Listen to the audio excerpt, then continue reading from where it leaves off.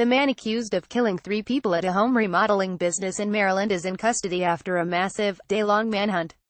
Police said Freddie Labby Prince, 37, opened fire at his workplace in Edgewood, Maryland. Prince is also accused of crossing into Delaware and shooting a man at a car dealership. Despite taking a bullet to the head, that man was able to give police Prince's name and a description of his vehicle. Prince knew all of his victims, so police don't consider these shootings random. Prince, smoking a cigar, was arrested near a high school in Newark, Delaware. President Trump getting into a war of words with someone isn't exactly news anymore. This time, though, the war of words involves a Gold Star family. Trump pushed back against a Florida congresswoman's claim that he made insensitive comments to the widow of a U.S. serviceman killed in that ambush in Niger.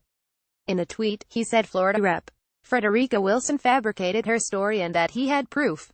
The serviceman's mother backed up Wilson. People who were in the room with Trump back up the president's account, and the White House said there's no recording of the conversation.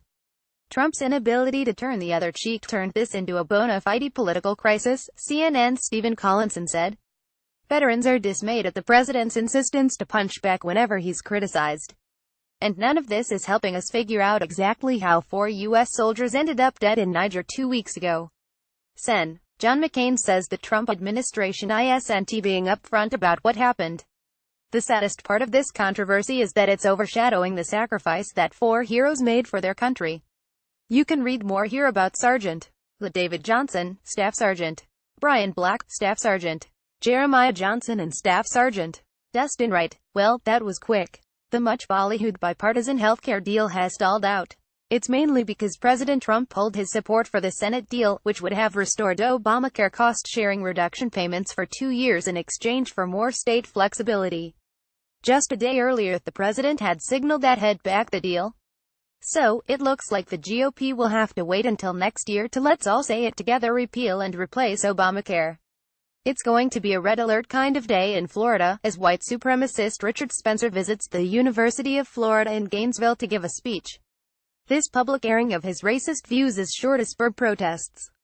With memories of Charlottesville's Unite the Right violence still fresh on everyone's minds, Florida's governor issued a state of emergency so law enforcement agencies can more easily work together to combat any trouble that pops up.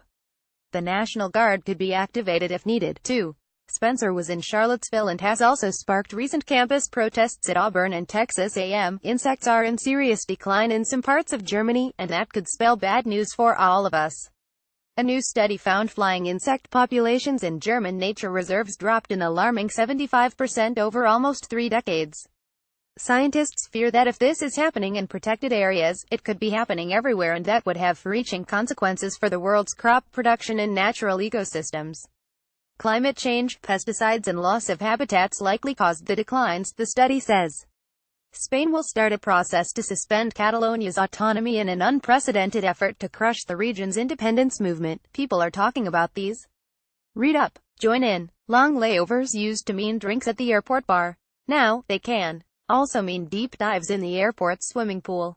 Chelsea Handler is stepping away from her Netflix talk show after 2 seasons because she wants to spend more time doing political activism.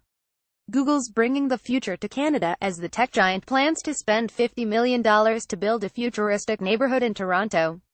The Northern California wildfires took away the job of a hotel's HR director.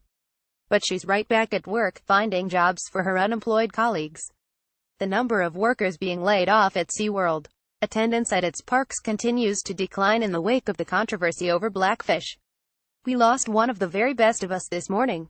Gord was my friend. Gord was everybody's friend. Canadian Prime Minister Justin Trudeau, tearfully paying tribute to tragically hip frontman Gord Downie, who died of brain cancer. The voice inside sings a different song. It's the most heartwarming thing you'll see all day. 3 teens with Down syndrome playing Disney's How Far It'll Go for Down Syndrome Awareness Month. Click to view.